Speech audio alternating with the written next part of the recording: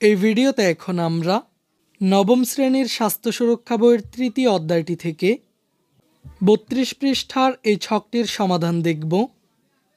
এখানে এই ছকটি সম্পর্কে উপরে বলা হয়েছে, বন্ধুর সঙ্গে মিলে আমরা প্রচলিত কিছু খেলা শনাক্ত করেছি, যেগুলো আসলে সবাই খেলতে পারে না, যারা হতে পারে শারীরিকভাবে অসমর্থ এবং প্রতিবন্ধী কিংবা অন্য যে কেউ। আমরা আরও চিহ্নিত করেছি কেন সবাই সব ধরনের খেলায় অংশ নিতে পারে না। এবারে চলো সবাই যেন খেলায় অংশগ্রহণ করতে পারে তার উপায় খুঁজে বের করি, গল্পের সেই রতনের মতো। এর জন্য আমরা প্রথমে দলে আলোচনা করে অপর পৃষ্ঠার সবাই মিলে খেলি ছকটি পূরণ করি।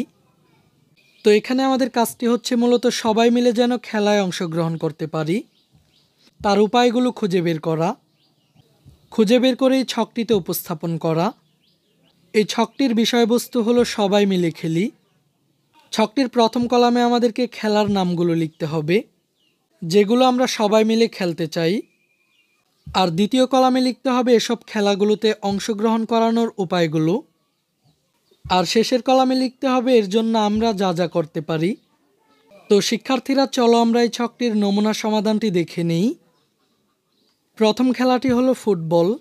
এই খেলায় অংশগ্রহণ করানোর উপায়: শিক্ষকদের সাথে আলোচনা করে প্রতিবন্ধী সহপাঠীদের সাথে নিয়ে সকলের সম্মিলিত প্রচেষ্টায় ফুটবল খেলার আয়োজন করা। এর জন্য আমরা যা করতে পারি, প্রতিটি দলে ৩ জন অতিরিক্ত খেলোয়াড় সহ মোট ৮ জন খেলোয়াড় নিয়ে দল গঠন করব। প্রতি দলে ৩ জন প্রতিবন্ধী ও ২ জন প্রতিবন্ধী নয় এমন খেলোয়াড় থাকবে। খেলার সময় থাকবে ৩০ মিনিট, মাঝে ৫ মিনিট বিরতি থাকবে। এরপরের খেলাটি হলো ক্রিকেট। এই খেলায় অংশগ্রহণ করানোর উপায়: অভিজ্ঞ প্রশিক্ষক দ্বারা প্রশিক্ষিত হয়ে উভয় দলের সমান সংখ্যক প্রতিবন্ধী সহপাঠী নিয়ে দল গঠন করা। এর জন্য আমরা যা করতে পারি, প্রতিবন্ধী সহপাঠীদের কথা মাথায় রেখে তাদের জন্য বিশেষভাবে তৈরি হুইল চেয়ারের ব্যবস্থা করতে পারি। এছাড়াও তাদের জন্য শর্ট পিচ ক্রিকেট আয়োজন করতে পারি। এরপরের খেলাটি হলো হ্যান্ডবল। এই খেলাটিতে অংশগ্রহণ করানোর উপায়ে: দক্ষ প্রশিক্ষকের সহায়তায় প্রতিবন্ধী শিক্ষার্থীদের সাথে নিয়ে খেলার আয়োজন করতে পারি। প্রতিবন্ধী সহপাঠীদের কথা মাথায় রেখে বিশেষ নিয়মের মাধ্যমে খেলা পরিচালনা করতে পারি। এর জন্য আমরা প্রতিবন্ধী সহপাঠীদের জন্য হুইল চেয়ার হ্যান্ডবল খেলার আয়োজন করতে পারি। এরপরের খেলাটি হলো টেবিল টেনিস।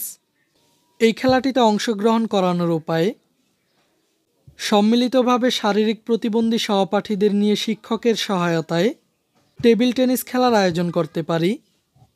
এর জন্য আমরা প্রতিবন্ধী সহপাঠীদের কথা বিবেচনা করে তাদের জন্য বিশেষভাবে তৈরি হুইল চেয়ার এবং টেবিলের ব্যবস্থা করতে পারি। এরপর সবশেষ খেলাটি হলো পাজল গেমস। এই খেলাটিতে অংশগ্রহণ করানোর উপায়ে: প্রতিবন্ধী সহপাঠীদের সাথে নিয়ে পাজল বোর্ডে দৃষ্টিনন্দন ছবি লাগিয়ে এই খেলাটির আয়োজন করতে পারি। এর জন্য আমরা প্রতিবন্ধী সহপাঠীদের কথা বিবেচনা করে তাদের জন্য সহজে মিলানো যায় এমন পাজলের ব্যবস্থা করব। এই ক্লাসে এই পর্যন্তই।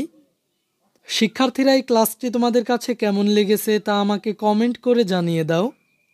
আর পরবর্তী সকল ক্লাসগুলো পাওয়ার জন্য চ্যানেলটিকে এখনই সাবস্ক্রাইব করে রাখো।